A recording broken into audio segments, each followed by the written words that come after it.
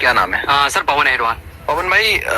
Eighty Getty आई है, rechecking की जब बात की जाती है तो रीचेकिंग में क्या आप लोगों को कॉपी दिखाई गई? सर कॉपियां तो सिर्फ दिखाने का बोलते हैं, लेकिन जब उसमें रीचेकिंग जब होती है तब जब हम कॉपियां देखते हैं तो उसमें कुछ भी चेंजेस नहीं लिखा जाता है। उसमें जब कॉपी आता है ना, उसका रिजल्ट आता है, उसमें तो हमेशा लिखा यही मिलता है, नो चेंज। यानी कॉपी आपने चेक करी, उसमें ना तो एक नंबर कम होता है ना ज्यादा होता है, तो फिर रीचेकिंग का मतलब ही क्या होता है सर? अच्छा, आपने कभी डिमांड की कि हमारे सामने हमारे को हमारी कॉपी दिखाई जाए, हमारे सामने चेक की जाए, हमने उसमें लिखा या नहीं लिखा है, कभी इस बात को आपने रखा है? जी बिल्कुल सर, हमने रखा है। और इसमें जब हम लोगों ने ये बात भी रखी और उन लोगों ने कॉपियां दिखाई है, तो हम लोगों ने जो कंटेंट लिखा है, या तो उस कंटेंट पे ना तो किसी प्रकार का कोई राइट लगाया जाता है, ना ही उसको कोई कट किया जाता है। और उसमें जब नंबर देखते हैं, या तो 0 नंबर दिए जाते हैं या फिर 1 नंबर दिया जाता है, और अधिक से अधिक 2 नंबर दिए जाते हैं। सर यदि अगर हम लिखते हैं जिसमें कि 2-2, 3-3 पेज कॉपी हम भर के लिखते हैं, तो उसमें सिर्फ नंबर किस आधार पे दे रहे हैं आप? या तो 1 नंबर दे रहे हैं, या फिर 2 नंबर दे रहे हैं, या 0 नंबर दे रहे हैं। और कई बार तो ऐसा कि उस कॉपी में 2 नंबर, जो 2-3 पेज कॉपियां जो भरते हैं, उसमें जो लिखते हैं व्यवस्थित लिखने के बावजूद उसको चेक ही नहीं किया जाता, उसको सीधा छोड़ दिया जाता है। तो किस बेस पे उनको नंबर दिए जाते हैं सर?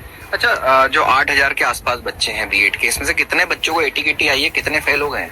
सर मैं अभी बताऊंगा। 30 जुलाई का जो बीएड का जो 4th सेम का रिजल्ट आया, जिसमें 5,822 ऐसे विद्यार्थी थे जो कि बीएड की एग्जाम में बैठे थे, जिसमें कि आप देखेंगे तो 3,027 बच्चे ऐसे जो कि पास है, और 5,151 बच्चे ऐसे जिनको एटी गेटी दी गई, और 272 ऐसे बच्चे जिनको फेल किया गया, और 32 ऐसे जो बच्चे हैं जिनको की रिजल्ट रोक दिया गया। तो मैं पूछना चाहूंगा कि देवी अहिल्या विश्वविद्यालय इतना बड़ा विश्वविद्यालय होने के बावजूद आप उसका रिजल्ट देखेंगे तो मात्र 35% रिजल्ट है। तो देवी अहिल्या विश्वविद्यालय कहीं ना कहीं तो कमी छोड़ रहा है, या तो जो रिजल्ट है व्यवस्थित रिजल्ट नहीं दे रहा है। क्योंकि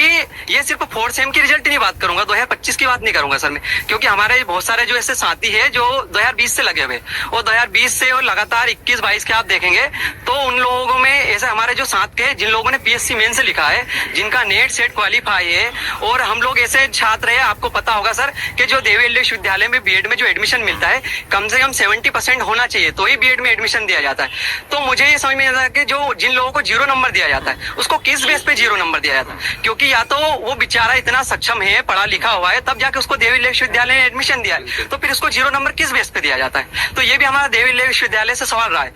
वो जो 2020 से लेके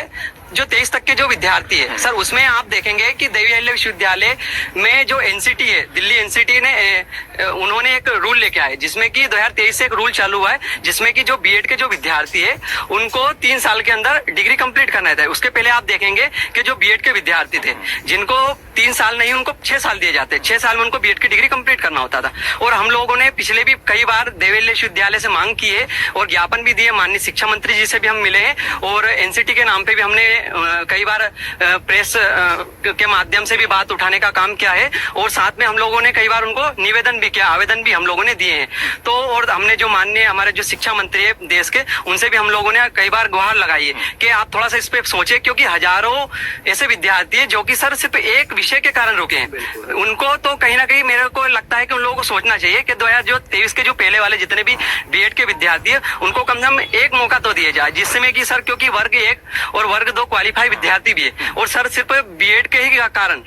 उनकी डिग्री को रद्द किया जा रहा है। तो कहीं ना कहीं सरकार से हमारा यही निवेदन है आपके माध्यम से, और यही गुहार करते हैं कि आप एक बार उसका बीएड का थोड़ा सा इस विषय पे भी सोचे कि स्पेशल ईटीकेटी हो, जिससे कि 2020 से लेकर जो 23 तक के जो पहले वाले जो विद्यार्थी है उनकी भी एग्जाम हो, और कम से कम जो उनके माँ बाप ने, यानी हमारे माता पिता ने जो सपना देखा था कि हम लोग कहीं ना कहीं एक टीचर बन सके, शिक्षक बन सके, ताकि आने वाले भविष्य में हम लोग भी किसी बच्चे का भविष्य बना सके, ऐसी हम लोग उम्मीद लगाते हैं सर। बिल्कुल, देखिए ये देवी अहिल्या विश्वविद्यालय की अध्ययन शाला है, यहाँ पर छात्र सपने लेकर पहुंचते हैं।